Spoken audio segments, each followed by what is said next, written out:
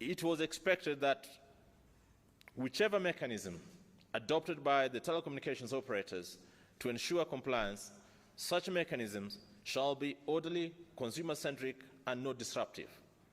The events of the last 3 days have instead pointed to the need for better coordination, communication, and collaboration among all actors.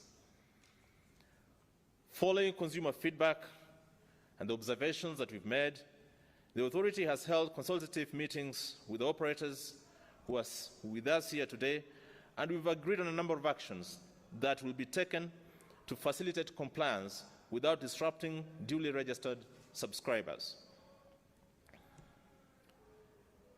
The first action point we agreed on was that all operators shall provide a self-verification USSD code and online platform with standardized menus and messages.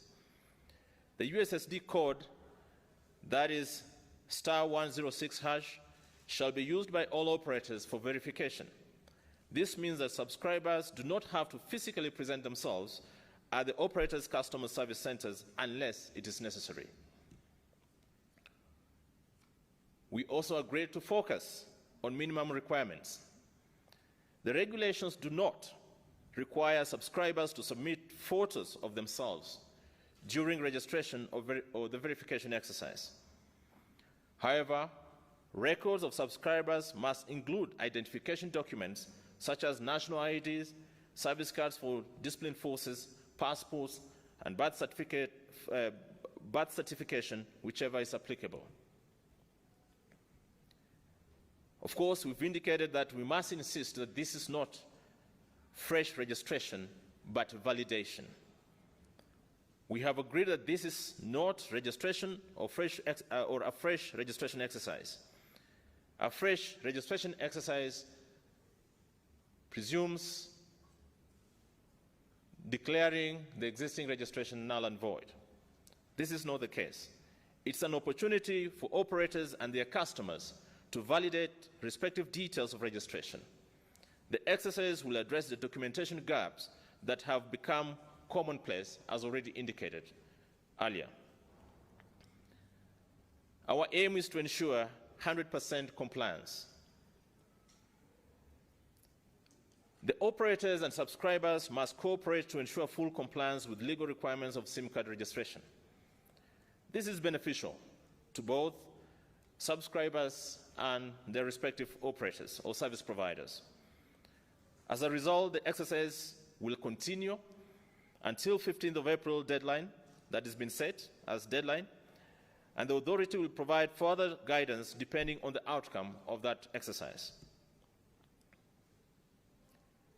Ladies and gentlemen, the requirement to update subscriber registration details is being done primarily to protect consumers of telecommunication services, who is basically you and myself, including, of course, the CEO sitting here.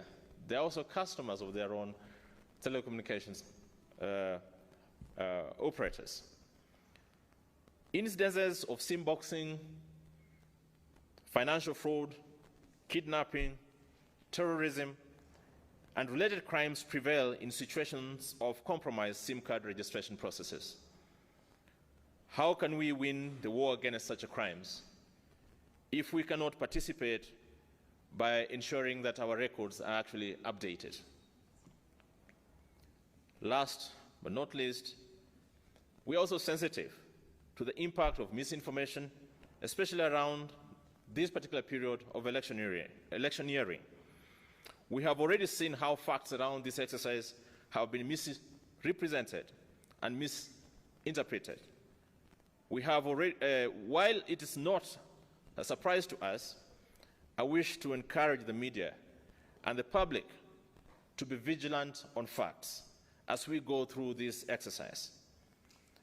But I also want to assure you that we are committed to ensuring that the integrity of the registration details of all SIM card subscribers is actually maintained in accordance with existing laws and regulations.